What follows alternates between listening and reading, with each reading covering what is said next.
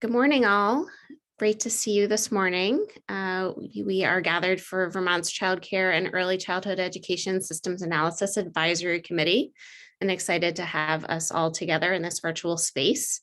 I am Beth Truzansky. I'm the Deputy Director at Building Bright Futures, and just getting us started this morning. So we are not going to take time to do a roll call. I do have some regrets and would love if people can do introductions in the chat bar. I'm just going to start us with a mindful moment because it's Friday morning and that sounds like a good thing to do. Then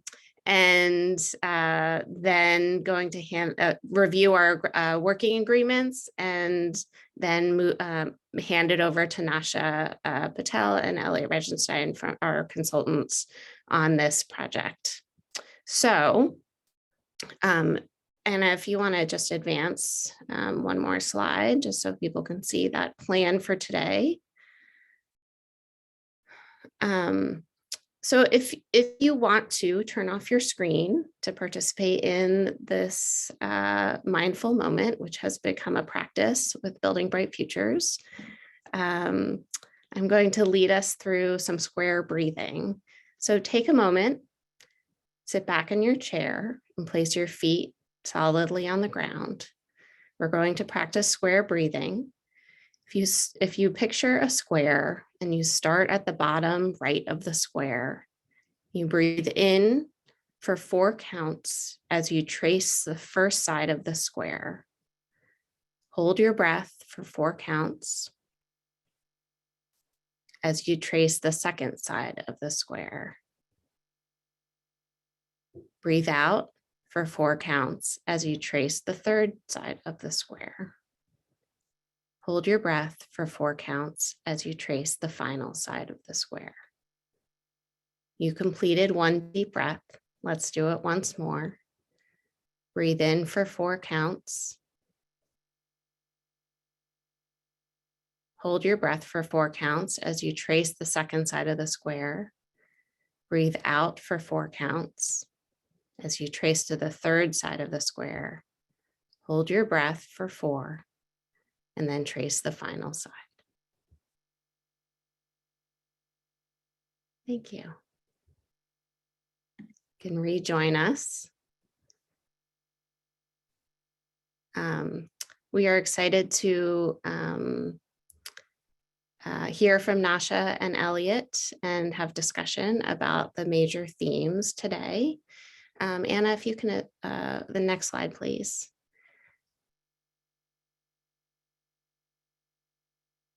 Opening thought and working agreements. These are working agreements. Yeah, we can do the working agreements that we actually introduced at the beginning of this advisory committee, and feels timely to bring them back today because of the content and the work that we have to do together, and being able to hold a vision and work through the process to get there. Listen for understanding, not disagreement. Consider the opinions and experiences of others. Be mindful of the difference between the intent and impact. Step up, step back. Tolerate ambiguity. Lean into discomfort. Bring a spirit of experimentation and creativity. Remember that what we hear is often more important than what we say.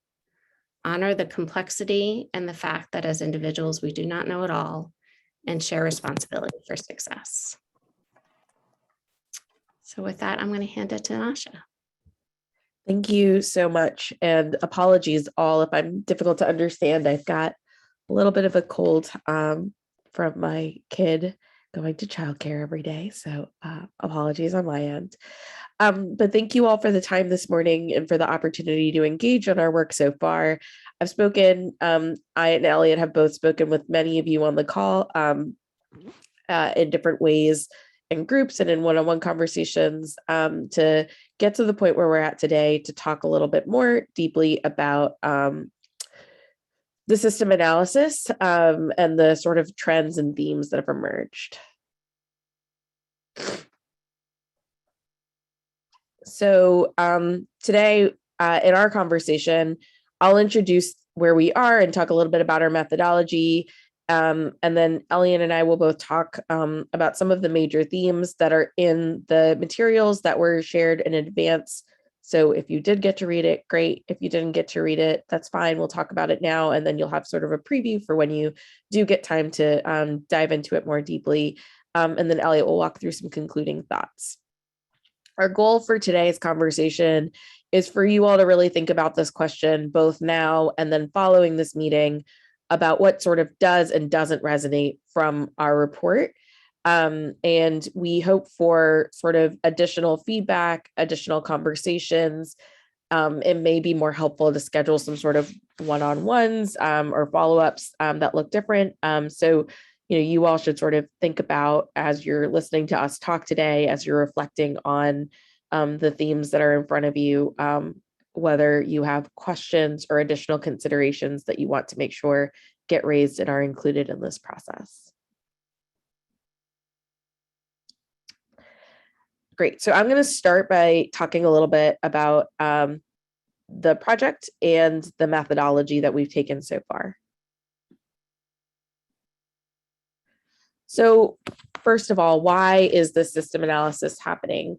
And I think I think sort of folks on this call know that this is happening because there's a real strong desire in Vermont, and there has been for a long time, to make sure that there are systems, there's fundings, there are structures in place that ultimately help kids and families reach their fullest potential, and make sure that sort of everyone within the system is striving to do everything they can to make it better for kids and for families who are part of the early childhood system, but then also part of the K-12 system and other systems that Vermont state government's going to operate, for the rest of their lives. And so with that in mind, I think the legislature called for this system analysis. You all are part of helping make sure that it's inclusive, that it covers the right context, and that it's raising the set of concerns that families have, that communities have, that providers have, that stakeholders have, and that folks who run these systems day in and day out have, about what's working and what's not,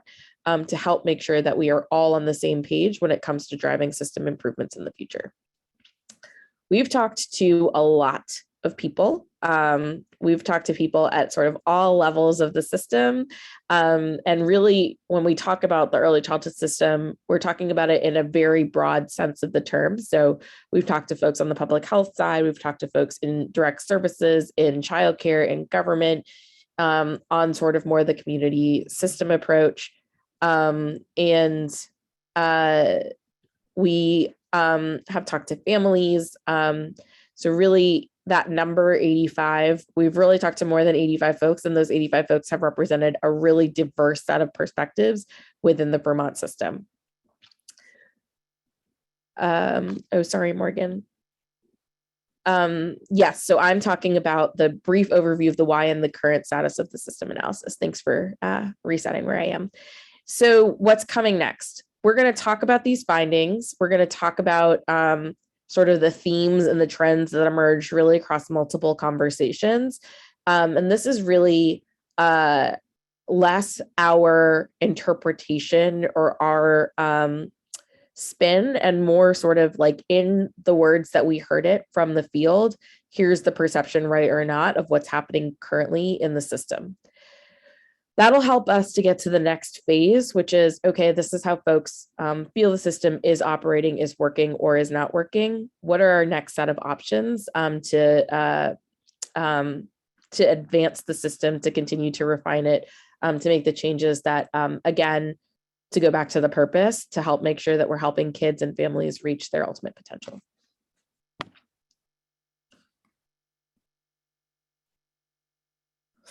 So I referenced this a moment ago, and hopefully that wasn't a surprise. I hope no one was like, what document is she talking about?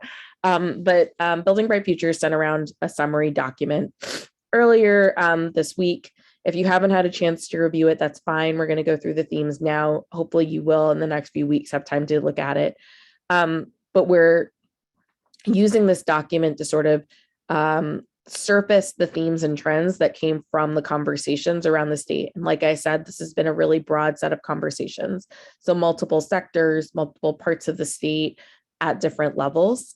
And we're really hoping through these conversations that the summary document that you read illustrates the larger context of Vermont's early childhood system and really reflects the voices that we heard in conversations. As you saw in the previous slide, more than 85 of them. We're not vouching for the truth of these statements. This is not sort of a factual yes or no, this exists or doesn't in the system, but more so a reflection of what folks said in these conversations, how they perceive the system to be operating, the challenges that they're facing in the field or in their state government positions. And we understand, I personally understand this from my experiences in state government, as does Elliot, that this can be challenging for folks who run this system to hear, understand that none of this is meant to be any kind of challenge to what state agencies do or don't do, but more so to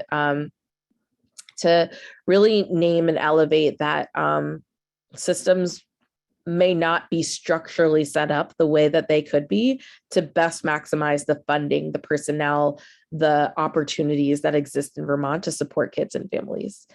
And so really this is about sort of looking at sort of structure by structure, system by system, where there are opportunities to build more coherence, more coordination, more collaboration, more opportunities to meet the needs of kids and families within Vermont system. So I just want to be clear that this document is not sort of the final report in any way, shape, or form, nor is it something for you all to say, like, we endorse this or not. It's more to help elevate the things that we heard in conversations. We've got pages and pages of interview notes.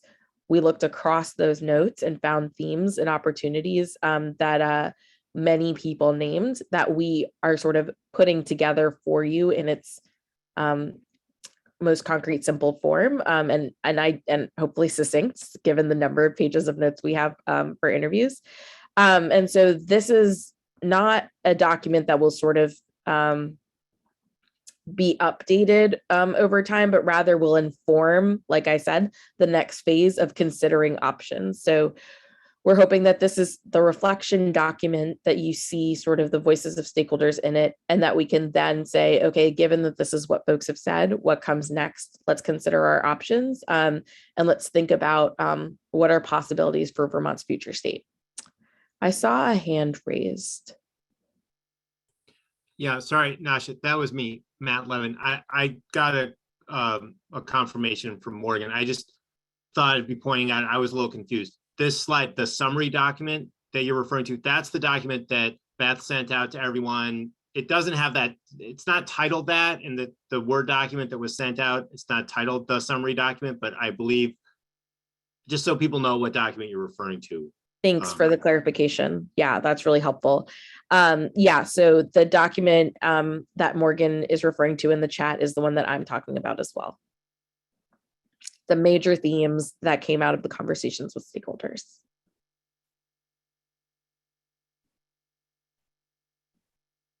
Okay, great. So I'm going to hand it to Elliot to start talking about some of the major themes that are addressed in the report. And then I'll cover some of the additional ones towards the end of the conversation. And then we'll talk, like we said at the top, about some of our concluding thoughts and what this means and open it up for conversation from there. Great, thanks, Nasha. And I'm actually not sure who's running the slides, but if whoever it is can just continue, that would be deeply appreciated. So again, for those of you who've read the report, this will be the draft doc summary, like this will be a recap, but that we identified a number of major themes on which we wanted to talk about what stakeholders had to say. The capacity of state government, capacity at the community level, the dynamic between human services and education, children's integrated services, special education, collaborative structures, and then data.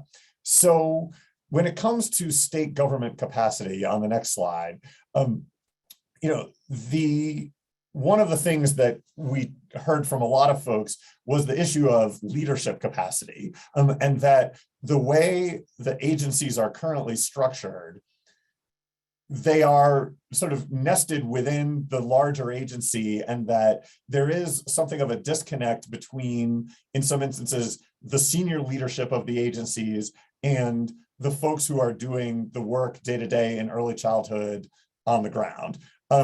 And that what emerges, and we'll talk about this in greater detail a couple slides from now, is that in many ways, people felt like there are sort of four quadrants. There's the political leadership at AHS, there's political leadership at AOE, the line staff at AHS, and the line staff at AOE, and that all four of those quadrants are sort of not in as close alignment with each other as they potentially could be. And that there isn't a single senior leader who's got line authority for the full range of early childhood programs, who speaks for the field and is sort of waking up every morning with the coherence of the system as one of their primary responsibilities. So again, that was one of the major themes that emerged. As is typical in these conversations, there are certain points of sort of tensions between human services and education. There is, again, as there is in many states, a sense from private providers that AOE doesn't necessarily understand their world fully. And similarly, from schools, that sort of AHS doesn't understand their world fully. Again, not surprising and not atypical. That divide was talked about in different ways, right? Some people talked about it in terms of schools and private providers. Some talked about it in terms of education and, childcare, but that one way or another, right, people identified a divide. People also noted that for CDD, that there have been, because of some of the proposals that have been put forward, and that there's a little bit of a holding pattern now for CDD, and that it has been hard for CDD to retain and recruit talent, given the uncertainty about where this conversation that we're having is going. So that has, the practical impact of that is that people at the community level have been experiencing this disconnect where they're getting sometimes conflicting or inconsistent signals from the state, and that has made it hard for them to conduct their community level work. There was also a relatively wide sense across the field that staffing levels at the state are not what they could be, and that there is potentially a need for more capacity at the agency level to help at the community level. There are certain functions that the state is supposed to perform where it may not have enough people on staff to perform those functions, and what might it look like to build up that capacity. So that was one set of themes we heard. And again, all of these are things that we're putting on the table with the hopes that folks will respond to them and that we'll have some discussion.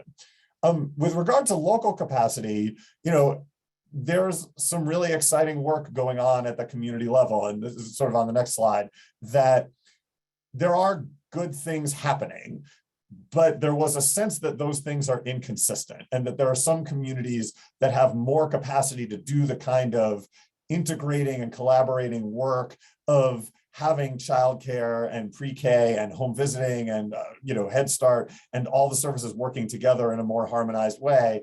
Some places have really made significant headway in doing that. Others have struggled more. So there is a sense that there could be a valuable role for the state in supporting that work. And again, different people have different ideas about that. I'm not saying there's universal consensus about exactly what that role should be, but there was a pretty strong sense that there could be some more ambitious role than what we have now. There's definitely a sense that having coherent local systems is really important, right? That having providers working together more effectively will allow those providers to be more, do better by the children and families, which is who we really care about. And so how do we make their lives a little easier? One of the things that did come up was that state agencies all have some amount of regional approach, but that those regions are different and don't overlap perfectly, and that just adds a layer of complication to the sort of act of working together, both for the state and for the communities trying to work with the state. So on the next slide, it talks about the divide between, or the dynamic between human services and education. And there is something of a divide here, that there are some folks, who are viewing the system through the lens of private providers, often childcare providers and some other related services, others who view it through more of a school lens. And within that, there's also sort of a group that are looking at it from a sort of public health standpoint. So it's not like a pure binary, but there's definitely a sense that there are different groups within the field who have a different set of norms, expectations, and practical realities. And that is a struggle both for the state and its administration and at the community level. So there's a hope that one of the things that will emerge from this process is not that we will have solved this problem, right? Like that this is something that has taken years to build up and will take years to address, but that we at least have a path forward that gives us hope that we're going to make this less of a problem than people have experienced it as to date. One thing that came up in a number of contexts is the idea that one of the main points of interaction right now is the state pre-K program, and that is something that both private providers and schools care very deeply about and are actively engaged in. And that because of the nature of how the pre-K program is designed, that interaction actually sometimes can be challenging at the local level and frankly for the state agencies, so that redesigning that program with an eye toward how might it facilitate people working together more effectively could be a useful part of this process, right? And again, like our scope isn't to redesign the pre-K program, but perhaps what we're going to do is sort of set a frame in which some of those conversations can happen. But there's a general sense that the sort of 10 hours of pre-K is not enough, and that there's more that could be done to improve that program. And that one of the things to have in mind as that program is being improved is how might we do that in a way that supports a stronger relationship between the sort of childcare / private provider community and the school community. All right, I will hand it back to Nasha to talk about some more of our findings.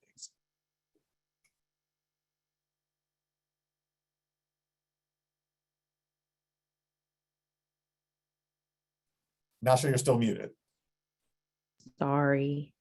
Thank you. I'm going to talk a little bit about children's integrated services, which was one of the coolest things in this project to get to learn about, and the really innovative approach that Vermont has taken to try to shift some of the burden from families to sort of more of the system for families to be able to access the services they need and to do some of the work to empower local leadership to be thoughtful and responsive to sort of their community systems, which is really great. And very complex bureaucratic work went into making this happen.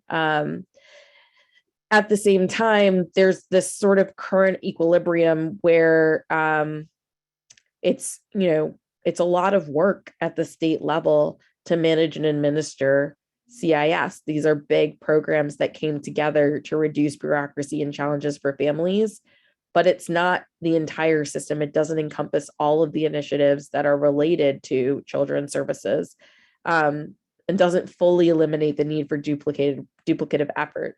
So there is some level of parallel system that coexists, with other parts of the system. And there are challenges right now in CIS in terms of collecting the data needed and pulling it together in the sort of more comprehensive way needed to define and measure success and make the case for all of the really innovative work that's happening at the local level through the CIS structure. It's also viewed largely as understaffed, and there's some real challenges to the administration of CIS sort of at all levels of the system from the conversations that we heard.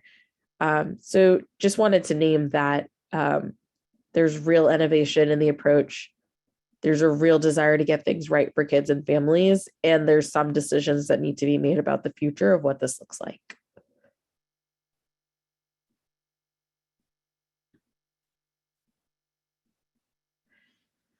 Special education was an issue that came up many times, and the question of how to best deliver special education to children before kindergarten entry in rural communities came up many times.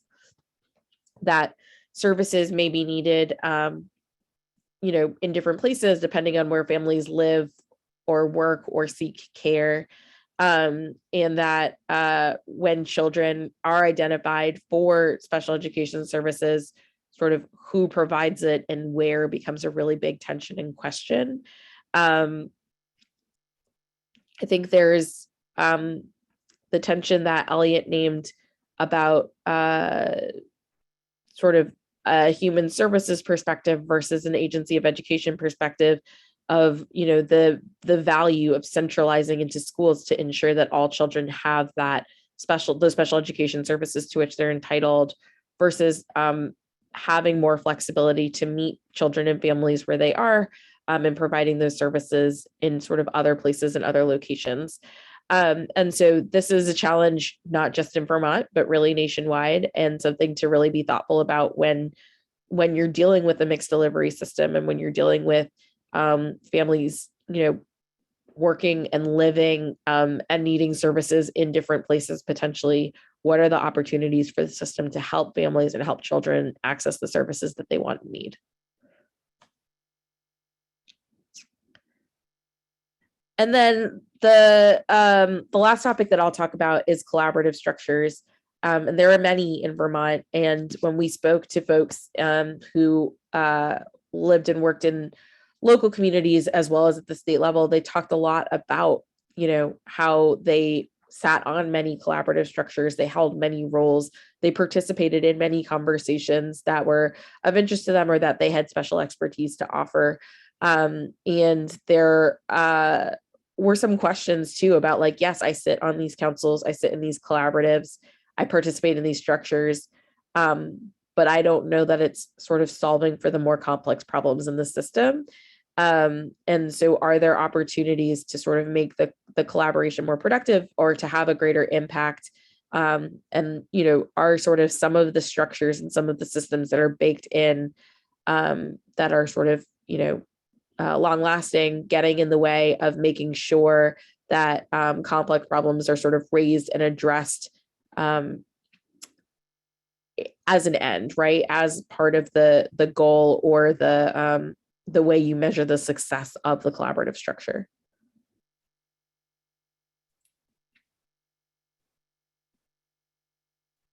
I'll hand it back to Elliot to talk about data. Great. And before I dig in, I just want to note, Morgan tells me that a number of you have already been sending questions directly to her. That's terrific. We're going to finish this sort of overview and then make sure we answer all the questions. We've got plenty of time today to dig in deeply, to answer all the questions, to get all the feedback. We're only going to do a few more minutes of talking at you, and then we want to be more engaged. So if you have questions, please do continue to sort of write them down, send them, or if you want to hold them till we get finished, that's great too. We will make sure we've got time to go through all of it. So with regards to data and the infrastructure surrounding data, there's a strong desire for better data. And there's not yet a consistent culture of data use. There's definitely some places where people are doing some really cool stuff and seeking to set up the framework for using data where they're already applying analytic capacity to using data in decision-making, which is great. But that those feel more like sort of promising pockets than a complete systemic approach. One of the challenges is that the infrastructure for collecting and producing data is creaky, right? I mean, there's a lot of old systems that haven't been updated, and that can be really challenging to work with. And that some of the previous projects to try to update that haven't gone as well as folks might have hoped. So there's definitely some history there, but there are real efforts to not only sort of, collecting data is, a compliance function that everybody is required to participate in, but the question of how do you go beyond that and make it useful? Again, state agencies and others are already thinking through how to do that. And one of the things we are hoping will come out of our recommendations that we will be embedding is some ideas on how might the state have a more coherent set of data that reflects the entire early childhood system, not just individual programs. And with that, have some analytic capacity to actually use the data and make sense of it. So those are some of the things we heard were that people are really interested in this area, and there have been some movements forward in fits and starts, but that there's still kind of a ways to go. Those are the things we heard. And before we wrap up and open it up for questions, wanted to share a little of our own analysis and reflection to help move the conversation along and give you some things to chew on. So on the next slide, it talks about, one of the things we talked about at the beginning is this lack of unitary leadership. And this is something that a number of states have taken aggressive action to address and have tried to create a senior empowered leader who wakes up every day with responsibility for the coherence of the field. In some states, that person is an agency head, right? In some cases, it's a senior official within a larger agency. At this point, like that's one of the things we're going to be framing up in the next phase. But be forewarned, one of the things we're going to be teeing up in the next phrase is the idea of, should this kind of leadership be created and sit somewhere? Our sense was that the lack of that leadership is really important to many of the issues that people raised with us. And so again, we want to just sort of get ahead of that idea. One of the things that a number of people talk to us about is Vermont's culture of change and the fear of harming anybody in moving forward. If we're being honest, everything that we're going to propose in terms of paths forward, we will identify pros and cons that we think are likely based on what we've heard and the experience of other states. It's all to some degree speculative, right? And the question of what happens next and how does that go, it's not clear it makes anybody better off. It's not clear it makes anybody worse off. A lot of that is in the execution. So, the status quo is a very powerful force. And we just wanted to name that concern that we heard. That is something that everybody here is going to have to wrestle with in their own way as to sort of what kind of change are they prepared to live with. One of the things that is sort of part of a culture of change is the data use question, right? And that using data as part of an ongoing process of change is something that I think a lot of states have tried to move toward, because it does facilitate it does sort of grease conversations about what should we be doing in a way that anecdote does not. And like a lot of states, Vermont has had trouble with what amounts to a vicious cycle of data use, which is the infrastructure to produce data is not able to produce the sort of sophisticated whole system data that you really need in a timely way. And so you get used to operating without it, and that the demand for it is not sort of front and center. And what a number of states have tried to do is break that and create a virtuous cycle where integrated data about the operation of the whole system is available on a regular basis. It gets used in decision-making, and that makes the case for preserving the infrastructure to keep producing it. And so again, one of the things that we're going to do in our recommendations is be sensitive to that and make some recommendations about what it might look like to break that cycle. Part of the challenge that a number of folks identified is that the early childhood field is very broad. A lot of our conversations were focused on what could be described as early education and care. That is not the whole system, right? And that people bring different perspectives, have different expectations and worldviews, and that a lot of people are trying to look holistically, but feel like they are dealing with political structures that make that harder. And so again, that's one of the things that we don't have a solution at this moment, but just wanted to name that tension because it will be important to the conversation going forward. On the next slide, I highlighted a little bit the role of the state. And one of the things that is important to think about is what exactly is the state's job, right? Different people will have different ideas about that. We're not necessarily going to completely solve that in this project and in the recommendations that we're going to put forward, but we want to at least get pretty close, because we need to make recommendations for what the state is, how the state is going to operate, and how the state is going to think about its role on an ongoing basis and work collaboratively with communities to sort of get that ebb and flow right. One thing that's important to emphasize is that there are certain burdens that have to be borne by somebody, right? And if they're not being borne by the state or strong community structures, they end up being borne by providers and parents. And that, as we all know, the reason we're all here is that we know that parents of young children are not in a position to spend a lot of bandwidth on navigating a system. And so the more we can do to make it coherent and easy for them, the better. And the question of what can the state do to help, right, without overstepping its boundaries? Again, we're not going to come up with a perfect answer, but we're going to try to put in place some recommendations for a system that would be sensitive to that dynamic and able to manage it on an ongoing basis. To accomplish that, we're almost undoubtedly going to, well, we know we're going to be framing for you some choices about what state government might look like. It will be up to all of you to figure out which of those options is most appealing, but it's worth noting that there is some healthy skepticism in this process of whether or not a major change in state governance will actually solve these problems. And I think a fair summary of the national experience is that sometimes it does, sometimes it doesn't, right? So we will try to put our recommendations forward in a way that accounts for why that might be and what Vermont might do to actually solve the problems it's trying to solve or address the issues it's trying to address, perhaps. But that one of the parts of that will also be creating empowered leadership, right? And how do you have folks who are really able to think about the system as a whole and who are then well positioned to support communities and the building of local capacity, where again, a lot of that capacity needs to live at the local level and be shaped at the local level, but that the state has a role in making sure that goes well. So, final thought about the sort of human services education divide. You know, we heard this loud and clear from multiple kinds of sources. And this is not something that can be attributed to any one agency or community or anything. This is just like a cultural factor that the state is dealing with right now. There is a desire from multiple fronts to not be that way, right? And that people want to feel like we have a more harmonized system.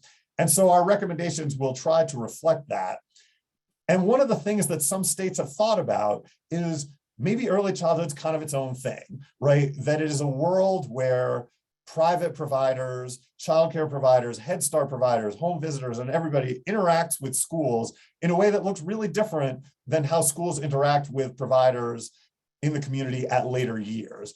And that building that coherent body of expertise in state government of people who are expert, not just in school systems or private providers, but in the cocktail of all of them is really important. And that is not to say that some amount of that doesn't exist at CDD and AOE, it does, but that the question of, is there a clearer charge that could be given to the folks working in state government and stronger leadership to support them in being attuned to this work? That was something that came across to us and that we're going to be thinking about and trying to reflect back to you throughout the course of this process. So a couple of other things I just want to flag before we get into questions. One is we listed everybody that we spoke to in the appendix of the major themes document that we sent around. We definitely missed some people. Some folks have already let us know that. My apologies for that. If we missed anything, if we got anyone's title wrong, please be in touch with us as we are going to try to keep that list updated. As Nasha said, the major themes document we circulated, that is not like a first draft of the final report, and we're not going to be asking you to vote on whether you approve it or not. We're not going to be like redline it, editing it. It's meant to be a conversation starter where, again, we welcome you telling us, yes, like this resonated with us. We welcome you telling us, no, this didn't resonate with us.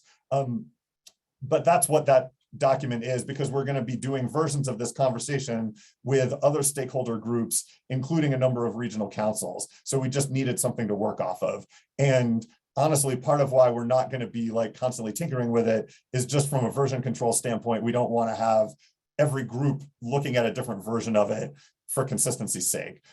We will be coming back to you in April with a document that lays out some options for moving forward and identifies some pros and cons of those different options.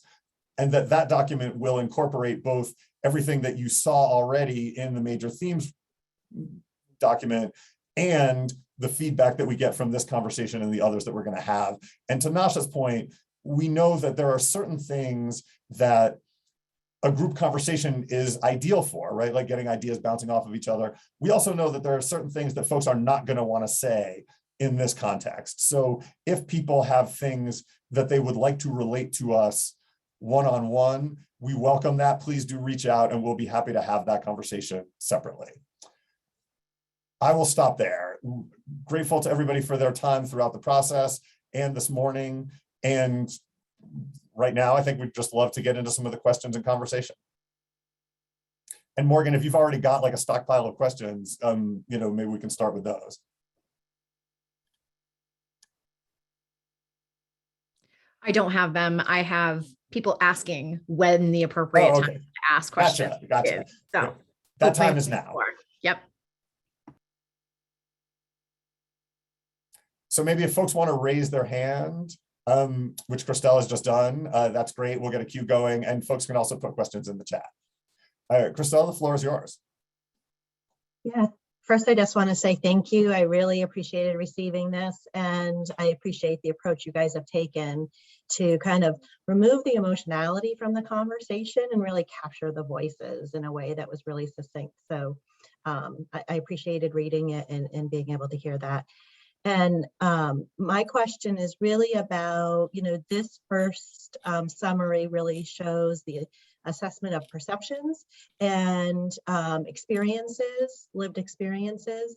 And as we think about moving forward and closer to making a recommendation, just wondering how the next phase will look in terms of assessing like infrastructure capacities, so that as we're developing recommendations, we're developing them with that piece in mind.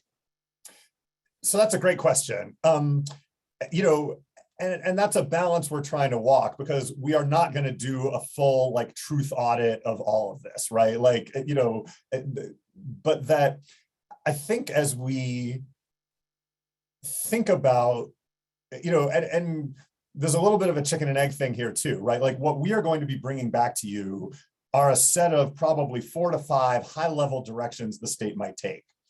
And in identifying the pros and cons of those, one of the things we will do is talk about the kind of capacities that are necessary for each of those approaches to be successful. And at least directionally, talk about like, based on what we heard, the state would need to build capacity at X, Y, and Z for this approach to actually work. Exactly how much capacity is going to be a little bit beyond the scope of this first cut. I think our hope is that we will get some directional sense by June, July, right? But I would say based on the experience of other states that even if, miracle of miracles, everybody agrees like, yes, like this is the particular path forward we want to go on, you're then probably at least a year and a half away from being able to successfully implement that. And what a lot of states have done is even after the legislature has acted to say, yes, this is the path we're on, this is the structure we're creating, they have a transitional period, usually of about a year, year and a half, where you work through some of those details and identify some of those capacities, and often in a way that allows you to go back to the legislature and say, look, you charged us with moving in this direction. Here's what we need to make that work, right? So we're to do a little expectation setting. We are not going to answer all of those questions between now and July. We're going to try to get people thinking about directions and tee up some of that work, which would then potentially happen as part of a transitional period if the legislature decides that a change is in order. Does that make sense? Great. Caitlin. Good morning. So again, thank you. When I'm reading the report, I had some questions about equity and how the dynamics at the state level were contributing to equity, because the draft currently makes it sound like it's really just staff capacity at the state and capacity at a local level. And so one of the things that you've answered as you were talking, but isn't evident in the writing, is how the different state structures and dynamics are actually trickling down to influence equity issues across our system. And that would be something that would be really lovely to have spelled out and addressed with more clarity. Fair point. And I think we're still wrestling with that a little bit ourselves, frankly, and that it's also possible that we're not going to fully answer that question, but what we're going to do is try to set up the process by which that question gets addressed in greater depth. You know, on principle, we're very interested in the idea of, you know, how do you support equity among communities, right? And when you think about that, the state is dealing most directly with sort of communities and providers, and how are you supporting them to provide it? But we don't have all the answers to that. So I appreciate your flagging that, and we'll try to keep that front of mind as we go forward. I want to also flag, you know, that Shelley's comment in the chat, which a number of people are flagging, right? This is something, again, that we've seen in a lot of states, right? That when subsidized childcare came into existence, it was often placed into a human services agency because that was the kind of agency that had the expertise to oversee a program like that. And that when preschool was being expanded, you know, and there was a substantial, substantial expansion of preschool nationally, sort of in the sort of Bush administration in the 2000s, that in many instances it was put in education agencies, both because it's seen as an educational service, but also the politics of it were like identifying that as education was helpful to getting it funded. And those both made great sense for what they were trying to accomplish, but that as they grew and evolved, it became clear that actually, like, there is this interesting cocktail of early childhood services that interact with each other and include Head Start and home visiting and other services that make it that early childhood is maybe kind of its own thing, and that the expertise needed to run that looks different than the expertise to run any individual component of it. And how are you fostering that expertise? And again, that is not to say that CDD and AOE don't have some amount of that expertise, but that the idea of having that expertise sit together and work in a coherent way is something that a lot of states have been thinking about, and clearly is front of mind for people here too. Matt. Thank you. I think this follows some of the comments that have been happening about the difference between sort of perception, your reporting perception, and as opposed to an analysis of what's happening, and what you were just saying about the complexity of things. I just want to make a brief comment about the narrative about CIS, which I appreciate the whole report. Thank you. And the CIS one for sure. There's some language in here, and I'm not suggesting that it needs to be rewritten, just as observation, that part of the challenges of CIS and the structural challenges has made it hard for it to develop a constituency.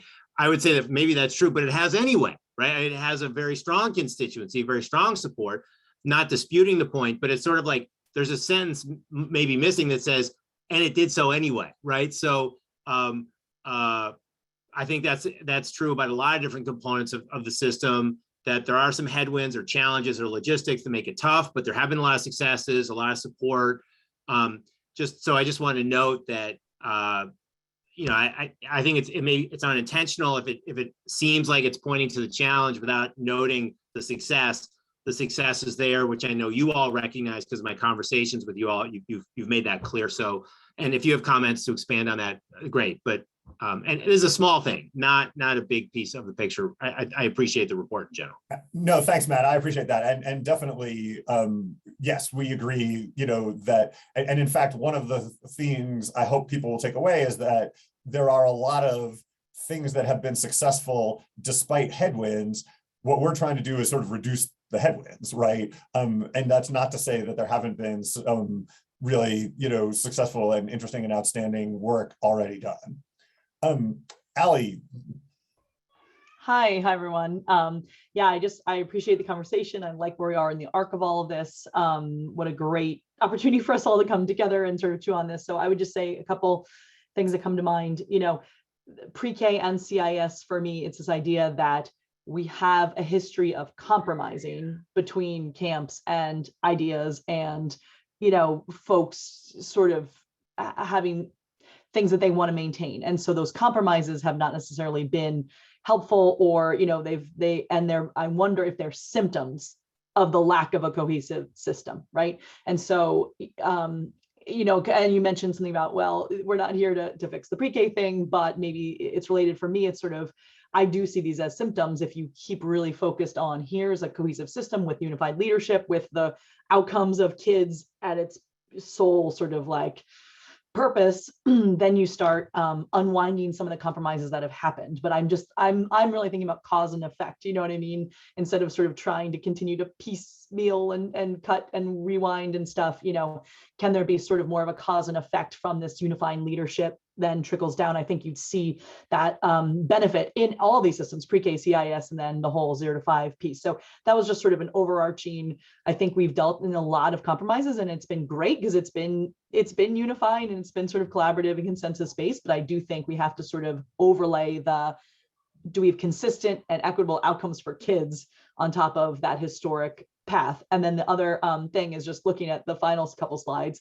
We are dealing with some intractable Vermont specific problems here. I just want to always sort of say that, like, let's go in eyes wide open, especially the state and local interaction, nothing more than, 0 to 5. There are so many, we love local control Vermont, and for a lot of good reasons. There's a lot of very hyper local pieces of this system, especially. And then there's these amazing streamlined state, role and state centralized components too, specifically in how we do some of the childcare, regulation pieces. So anyway, it's I just want us to know that we're forging, pioneering in some of the state and local pieces that have dogged lots of other sectors and lots of other areas for a long time. And the data piece would be another one I would pull out of.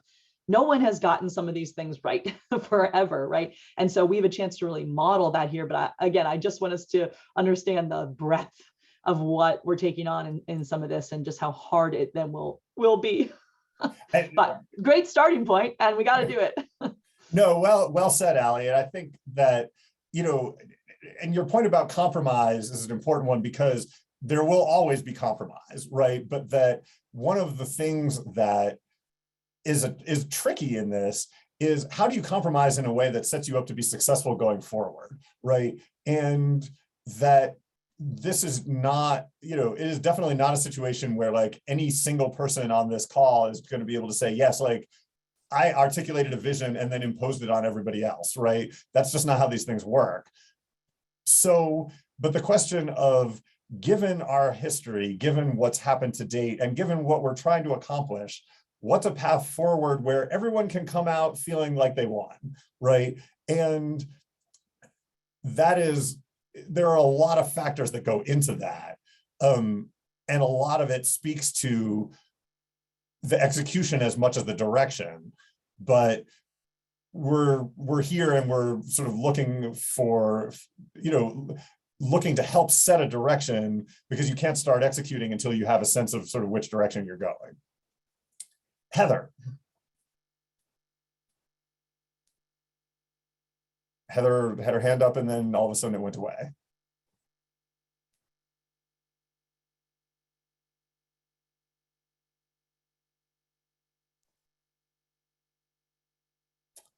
Sorry, right. I am here. No, sorry, Okay. Elliot.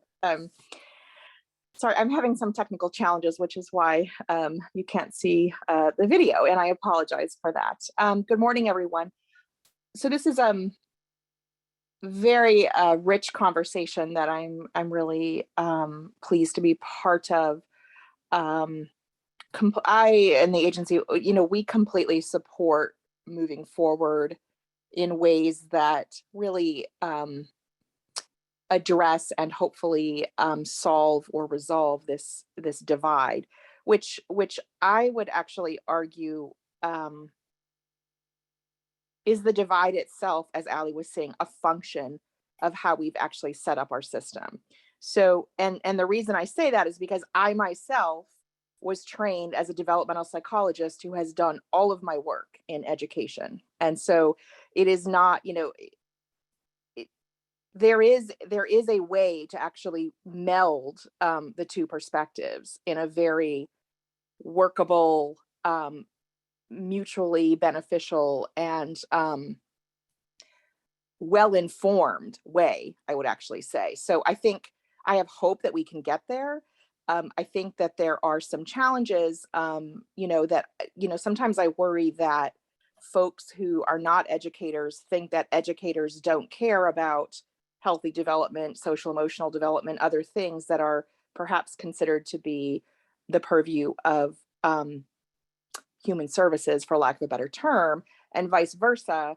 I think sometimes our core educators have a view that there's no learning going on in our early childcare settings. And I feel sometimes quite frustrated because I feel like it's a false dichotomy in some sense that we've perhaps contributed to.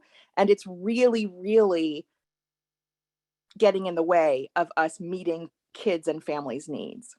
So having said that, what I'd like us to also discuss, or at least be part of the discussion, is the funding of childcare and pre-K, because I think that also contributes to the divide.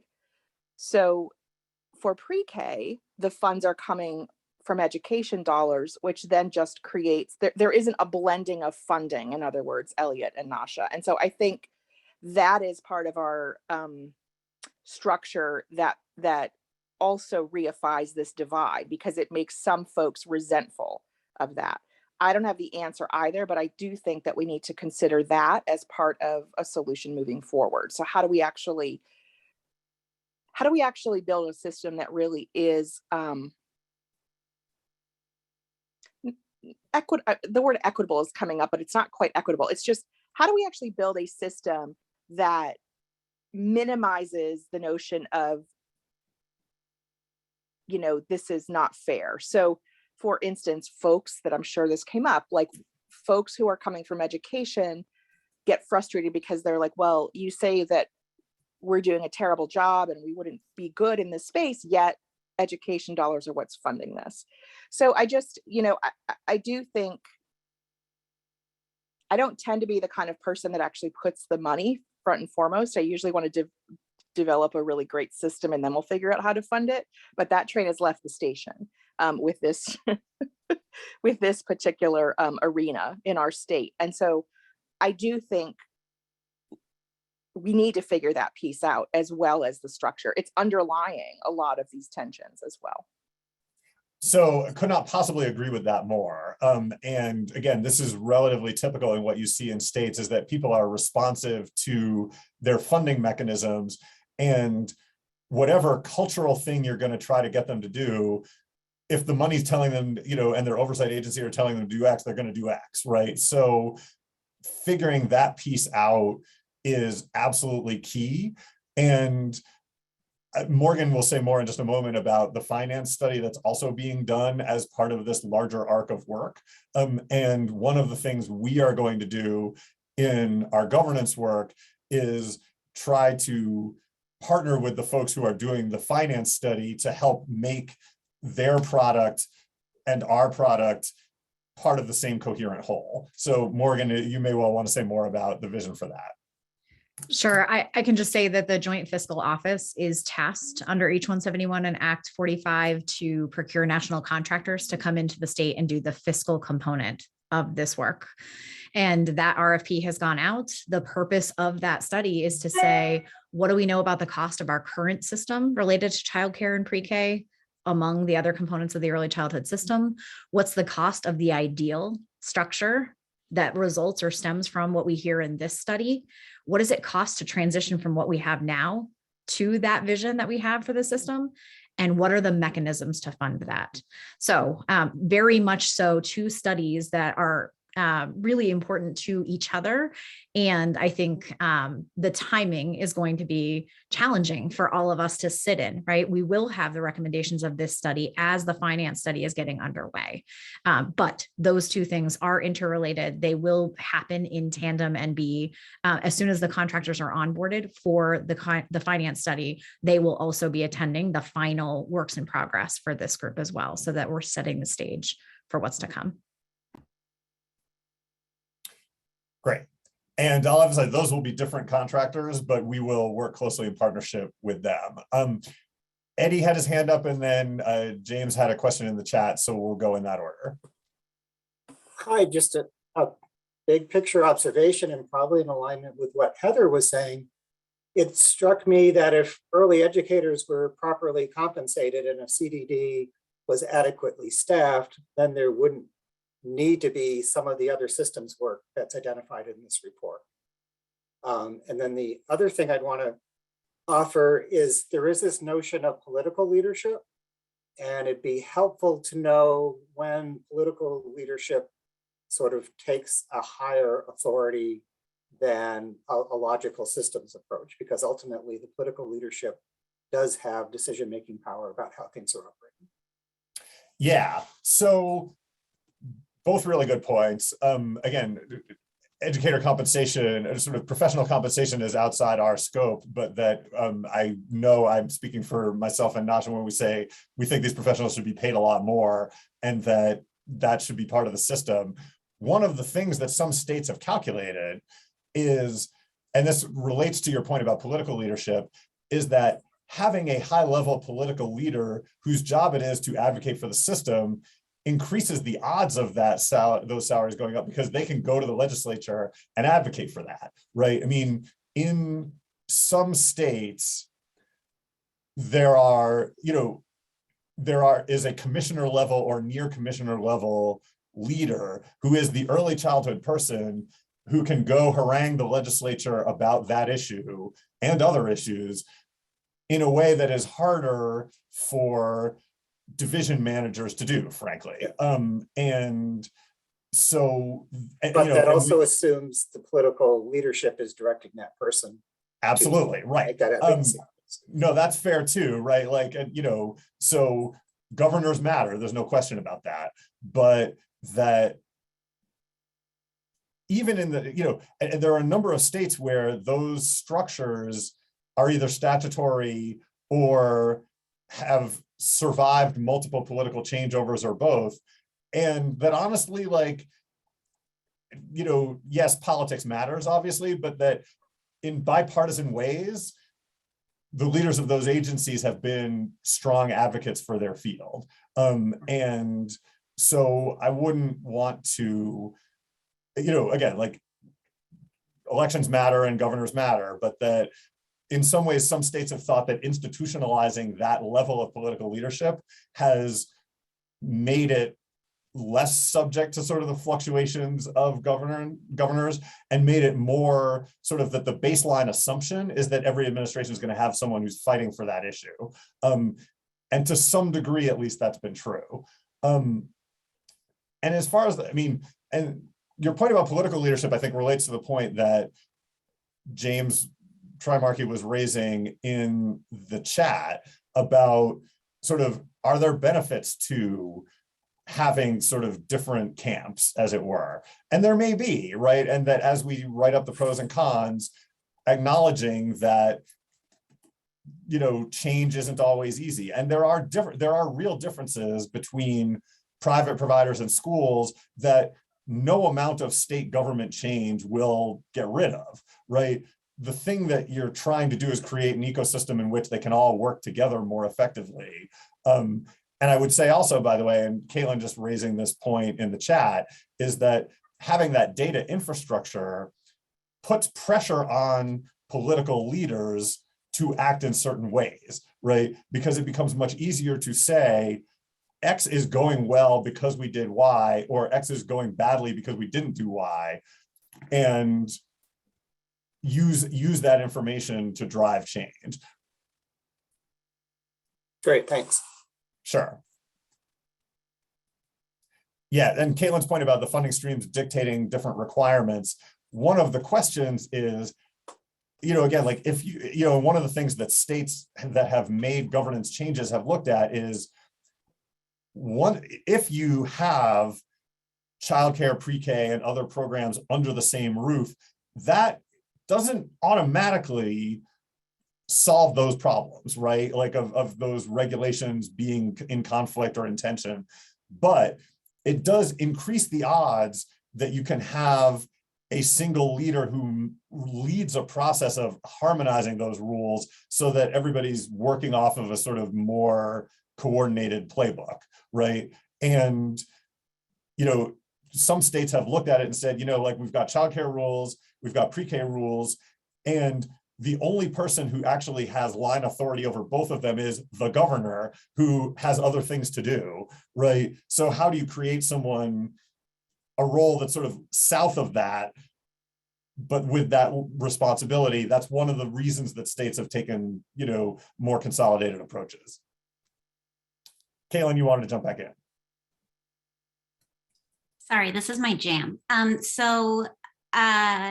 You've mentioned a lot about this leader needing appropriate amounts of authority, not just, and I think we've gotten at, the line from that leader to the governor's office, to the legislature, but like when you're making recommendations, are you going to be describing not only a place where that leader should be in the government in terms of, lateral, but also in terms of the hierarchy so that we can better understand their authority to work with other, governor appointed agency leaders? And I'm just curious how specific you're going to be potentially in recommendations.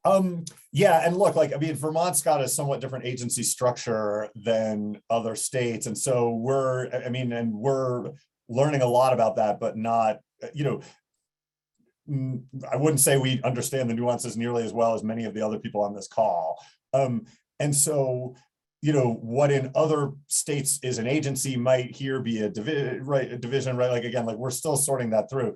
We are going to present options, right? And we are going to present options that both sort of look sort of in a cross-cutting way and at sort of what is the elevation that leader should be at. And there are different pros and cons of all of those things, and we will try to tee those up as well as we can. Again, ultimately, we're trying to inform a set of choices that are going to be made by the leadership in Vermont. All of you will have a chance to react to those, but what we're going to try to do is just sort of say, like, here are, based on what we've heard in Vermont and the experiences we've seen in other states, the potential benefits and drawbacks of different approaches. Allie, you want to jump back in too? Just, yeah, you led right into what I was thinking too, which was you had mentioned earlier as well that you are going to sort of set this up with, there might be a recommendation that has a, specific outcome for, say, state government, but you're going to sort of frame it in a way that says why it might not work, right? Like, so, right. So it's sort of like a choose your own adventure story. So you can sort of, and I think that's really important, because what I would sort of say is, there's the outcomes we're looking for, and then there are the political realism of whether that can happen. And so, I wonder then if it's like, look, we know we need this, but it's just not realistic within this time frame, or it's not realistic with, the current context, political context or whatever it is. So can we do it? Can we get the same thing through a different approach, right? Like a public-private authority or something like that. So that's the thing I feel like, and I feel like you all can do a little bit of that from the great conversations you've had over the last couple of months, but I almost wonder if we have to take the recommendations and then say, okay, we see this is really helpful. We have to get to this end state, and it's just not going to work in our environment. So can we do this slightly different thing instead and get the same outcome? Do you know what I mean? And yeah. I'm just curious, are you going to allude to some of that political stuff, or is that really then going to be like, back to you, Vermont, like take this and run with it? Well, we're going to allude to as much of it as we can and have some of that conversation, right? Like that's what we're going to be talking about in April and May, is we're going to give you a framework to work off of, where it's like, here are some options with pros and cons, but that in particular is going to spark, so that will actually be what leads to the iterative process that leads to our final report. And so as people come up with different hybrid suggestions, like we're going to want to incorporate that. And it may also be right that like there are some chunks of work that belong in a public-private partnership and others that don't, and that some of those conversations again we'll get as far as we can by June, July. But yeah, all that's on the table, right? Like we're going to be giving you, a set of recommendations for what is a big chunk of work, and you don't have to think of all of it sort of as an all or nothing proposition. It's also the case, right? Washington State is perhaps the first big example of like they made a change and it didn't work, so they made another one, right? And we definitely don't want to put you in a position where like you make what you feel like is a major change and then 2 years later you're like, wait a minute, like this was completely wrong. But it's also the case that like these things are not meant to be, sort of encased in amber so that some anthropologist or archaeologist 50 years from now is going to find it and be like, oh, it's the same as it was then, right? Like it's meant to be a living dynamic system. So perhaps what comes out of this process is you make what feels like a relatively major change, and then you live in it for a while and you say, okay, like that major change advanced things. Now the experience of living in this new world has taught us more things, and we're going to come back and do something different, right? So make, the states that are most successful at governance, think of it as a process, not as like a series of episodes. So that's, again, part of what's going to animate us is like, how do we set this up as a process? And to pull on a thread that's emerged in the chat, how is it a process that honors a lot of different perspectives, right? Because there are the perspectives of people who have worked in childcare all their life, and that is the only perspective they know. There's the perspective of people who've worked in school systems all their life, and that is the only perspective they know. There's the perspective of people like Heather, right, who's worked in multiple places. And there's the perspective of communities that have had really great working relationships among sectors, and the experience of communities that haven't had that, right? So everything is out there. There's every different flavor of it, and that the goal is to create a system in which all of those perspectives can feel honored and respected. They're not all going to get everything they want, right? That's not how this works, but where everybody feels like they're heard. And so we're trying to, start by modeling that. And if there's anything we went wrong on, I hope people will tell us, but that like, that's ultimately what the system needs, because it feels like right now, there's not a sense of like, yes, like there is a system around me that I feel comfortable in, right? State systems are never going to solve all the problems for you, but that if people feel like, yes, like there is a state system that's pulling in the right direction, that would be helpful for folks at the community level. And that problems don't feel intractable, right? That like the solution may not be all encompassing at once, but that it's working towards solutions that the system for problems that the system may be experiencing over time, that they don't feel unsolvable with the solution that gets sort of, or the options that get put on the table. Great. Other thoughts and questions?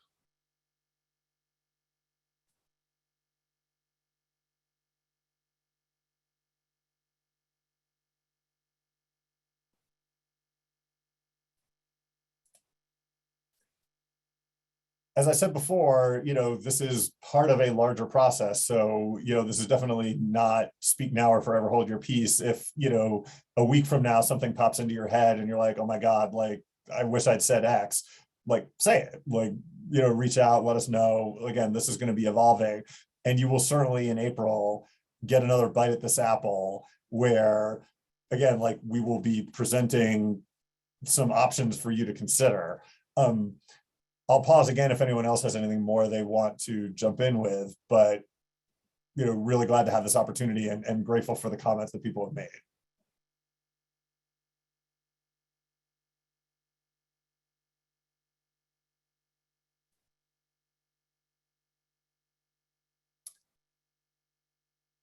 All right, Becky. Good morning. I think one thing that I'm sort of pondering as I'm listening and seeing some of the comments is the sort of organic nature, shall we say, of our early childhood systems in Vermont. A lot of the pieces of the system have kind of grown where there was a need. And we have a lot of history in Vermont in lots of ways of when there's an issue, sort of solutions growing from the community level, which is not an easy thing to manage or oversee at a statewide level. And also, I think kind of can lead to some of those inequities that it sounds like came up in the conversations. I think we will be the most successful if we can, whatever comes forward, if we can really clearly spell out the why behind whatever it is we're doing. So, if this report has a really provocative proposal for something, people in the field, and I'm thinking field broadly, early ed settings, public settings, private settings, folks that are sort of in the broader field, if we can really tell a compelling why, I think we'll have a lot more likelihood of securing some of the community buy-in. I think one thing we often do at the state level is forget perhaps to tell people why we're doing what we're doing. Sometimes it's because our funder said so, or because the federal government said this is a requirement for fill in the blank. And sometimes it's, this is the best thinking we've got of all this really important research of what we think is going to help us be successful in the future. Whatever it is, I think I keep thinking about how we might tell the story of this proposal in a way that's going to resonate for folks working on the ground in the field, and just wanting to name that. I think that's going to be really important to the success of whatever we put forward. Totally agreed. Couldn't possibly agree with that more. And I think that one of the things, again, like when we talk about the pros and cons of different approaches forward, those pros are the why, right? And that, again, like different states have made different kinds of changes for different reasons, but that the ones that have been successful knew exactly why they were doing it and then followed through in ways that reflected those desires, right? So, some of the, again, one of the things that some states have focused on is like, we're going to have elevated leadership. We're going to have a commissioner level person who can fight for the field, and then appointed people who they thought were going to be good at that, right? And different states had different experiences with that. Like not all of it went well, but there's learnings to be had from that too. In a world where it's all trade-offs, right? Like we are not going to present you any options that say, yes, this will be better for everybody and there's no real drawbacks, right? Or no hard work to be done to get there. That is, if that option existed, we would obviously, be emphasizing it. It doesn't, right? But we're going to present you some options where we say, look, like, here are some things that might well be better if you did X, and here are some things that you'd have to, be concerned about and be on the lookout for. And that those pros and those things that might be better, those are the things that ultimately form the why. And then the potential cons shape your work plan by saying, look, like, how do we address this to the extent possible and cover for this concern so that it doesn't, submarine the, good that we might accomplish here. That's, but I agree with you. Like, if people don't know why stuff is happening, then it's going to be real easy for it to be like, okay, like, the Vermont, the state government rearranged some deck chairs. Like, what difference does it make to me?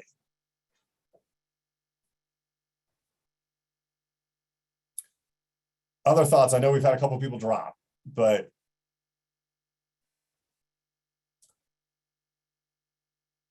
And if we've run our course in the group conversation, that's great. And again, appreciate everybody coming and the constructive comments we've received by email and in this meeting, and look forward to more. Elliot, one of the things that I wanted to say to the group is, I think that it can be really challenging for folks to read all of this incredible and robust information in one place for the first time. It's hard, I think, not to be defensive about your piece of it and where there are opportunities for each one of us, not to necessarily look at someone else's scope and say, oh, well, they could do that better, versus where are we internally for each of our pieces, looking at where there are opportunities to do our work better, but also how do we do it collaboratively and what that looks like. So I just wanted to say that for everyone listening, but also for the folks that are in the room. As you're reading, as you're hearing this discussion, as you're thinking about how we move forward, reflect internally about your piece of this. What are the opportunities for you, your organization, your network, your department or division to take this information and improve the work we're doing?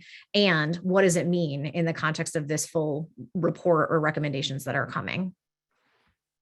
Yeah, thanks, Morgan. Well said, because I think we tried to sort of emphasize this at the beginning, like this is a systems conversation, right? And that it is not like there is some group of folks sitting out there waiting to populate this system who would have done a much better job, right? People are doing the best they can with the hand they've been dealt. And to the point I made in my conversation with Matt, like people are facing headwinds. We are trying to address those headwinds and really have a great appreciation for all the folks who are working in the system, all the folks who talk to us, right? That we're, again, just trying to, at this point, reflect back what we heard so that everybody understands where we are and where we're going, but happy to keep the conversation going and welcome additional feedback as we go along.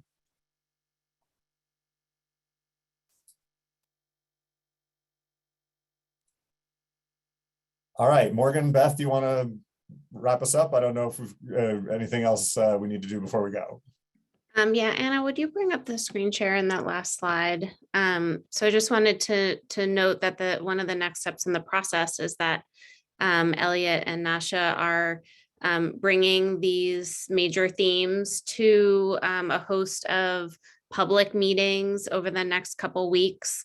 There's 4 regional councils and one of the VCAP committees, the Child Outcomes Accountability Team, that will be hosting a similar presentation, followed by time for discussion and reflections on what people heard. So if we will be sending an email out on Monday, probably with this information, but these are the dates starting next Thursday. There's 2, one at Rutland and one at the Franklin Grand Isle Regional Council, and then several the following couple weeks. Those are open to the public, and so please, if you feel like you have staff members or partners who are interested in this work and want to get a sense of where the conversation has been and what the next steps are, this is a great place for them to tune in. We will have a Google form so that people can let us know that they want to participate so we can get them the appropriate link. I think that's the last thing that I wanted to mention. So thank you.